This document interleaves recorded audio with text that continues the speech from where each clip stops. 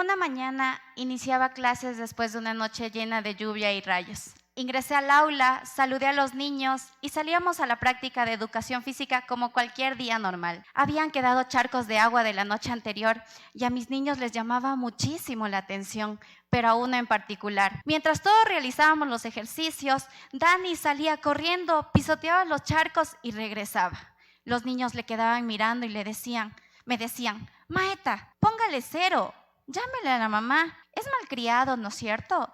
Lo que los niños no sabían era que Dani tenía dificultad de aprendizaje, una necesidad educativa. Pero, ¿qué nos dice Piaget con respecto al trastorno del comportamiento? El cual es caracterizado por una distracción moderada a severa, con periodos de concentración súper cortos y acciones involuntarias. Yo, créanme, que en ese entonces tenía bajo mi cargo a 25 estudiantes. Llegaba así como la primera imagen, bien peinadita, cosa que a la última hora ya estaba así, con mis cabellos todos locos, todos alborotados. Pero cada quien tiene una diferente forma de aprender. Y es ahí donde yo tomé una estrategia y decidimos que Dani iba a ser el líder de la clase.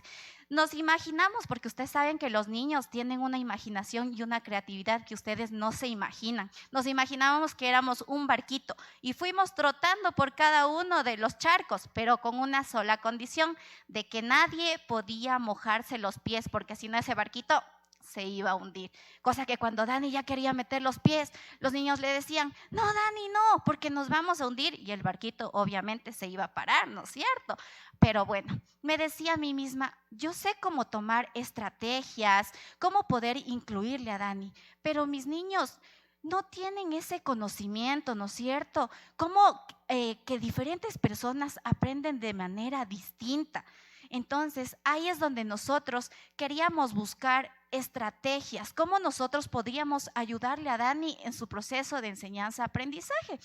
Y más o menos yo ya empecé a cranear mi proyecto de manera presencial, pero ustedes no pueden creer, llega la pandemia. Imagínense, si nosotros como docentes es un poco complicado a veces tomar estas estrategias de manera presencial, ¿cómo lo íbamos a hacer de ahora de manera virtual tras de una pantalla?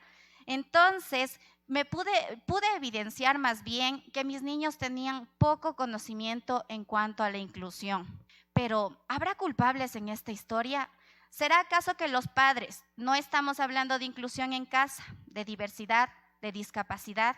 ¿O será acaso que nosotros como docentes estamos netamente enfocados en los contenidos curriculares? ¿Qué está pasando con aquellas habilidades blandas que poco a poco se fueron perdiendo? Principalmente durante la pandemia, ¿verdad? Estamos en pleno siglo XXI, todo el mundo está hablando de inclusión, pero ¿realmente lo estamos aplicando? Todas estas interrogantes venían a mi cabeza y es ahí donde decidimos poner en marcha el proyecto Inclusivamente Divertido, enfocado en generar empatía y más que todo que el estudiante aprenda desde el lugar del otro, generar valores para la vida. Eso es lo que buscaba nuestro proyecto de manera interdisciplinar, porque no solo es que participó educación física, las materias complementarias, como les dicen, participó artística, inglés e informática. Empezamos con nuestra primera fase, gracias al curso de Profuturo que decidí tomar, aprendizaje basado en proyectos, que fue el pilar fundamental y el guía para poder nosotros llevar a cabo este proyecto. ¿Qué es lo que busqué primero? Que el estudiante se ame y se respete como es, que ame su cultura, que ame su tradición, que no tenga miedo a mostrarse como es, que no tenga vergüenza. Aquí aplicamos palabras básicas en quichua, aunque yo no es que sea netamente y me sepa todas las palabras en quichua, pero siempre cuando iniciaba mi clase, iniciaba con un alipunya, que significa buenos días. Un yupaychani, muchas gracias. Palabras que en el día a día nosotros vamos implementando, como un arraray, ¿no es cierto?, cuando tenemos calor, o un achachay ahorita en estos climas fríos de Quito. Y una vez que yo ya logré que el estudiante se identifique culturalmente, ahora sí nos fuimos al respeto hacia los demás. ¿Qué buscamos primero? Que el estudiante se coloque en los zapatos de aquellas personas que poseen algún tipo de discapacidad. Practicamos actividades con los ojos vendados, simulando una discapacidad visual. Nos vendamos la mano trabajando con la mano que no es diestra, simulando una discapacidad motora. Practicamos ejercicios en un solo pie, haciendo referencia a una discapacidad física. Y miren, lo importante es que nosotros nos coloquemos en los zapatos de aquellas personas que poseen algún tipo de necesidad.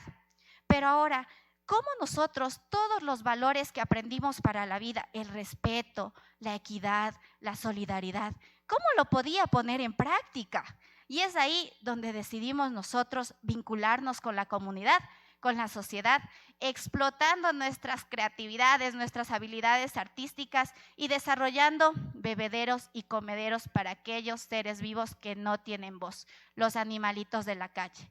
Es ahí donde procedimos a colocar estos bebederos en puntos estratégicos para que las personas, ya no solo la profe, ya no solamente los niños, sino toda la comunidad pueda vincularse colocando tal vez un poquito de agüita, un poquito de comida, ¿no es cierto? Entonces, miren lo importante que es ahora vincularnos, porque ya no solo aprendemos de manera tradicional, voy, me siento, el docente me imparte conocimientos, sino que miren, aprendemos durante la práctica, la expresión, poniéndonos en los zapatos de aquellas personas. Es momento de que nosotros reiniciemos la educación. Es hora, porque yo pude, ustedes pueden y todos podemos. Y ahora yo quisiera presentarles a mi famoso Daniel, un estudiante que a pesar de su condición, ahí va, eliminando paradigmas y abriendo mentes en la sociedad.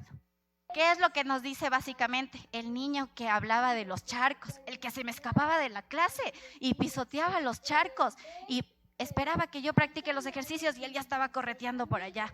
Lo importante de haberle incluido en el proyecto. Pero bueno, miren, cuando nosotros regresamos a la presencialidad, yo estaba en la puerta, tenía turno. Bajaban 3 estudiantes y teníamos un estudiante con discapacidad motora del 30% de su cuerpo. No podía, bueno, se le hacía súper difícil caminar, llevar su mochila o subir gradas. Estaba parada en la puerta y bajan 3 estudiantes, ya todos en clases. Y les digo, chicos, ¿qué hacen aquí? Vayan al aula. Y me dicen, profe, estamos esperando a Mati para ayudarle con su mochila. Es ahí cuando uno como docente siente que sembró esa semillita en una tierra fértil. Y no me cabe la menor duda que los frutos que cosecharé serán de gran éxito para la sociedad, con hombres y mujeres de bien para el mundo. Y sin nada más que decirles, yo ya sembré la semillita de la inclusión. ¿Y ustedes qué semillita van a sembrar? Yupay Chani, muchas gracias.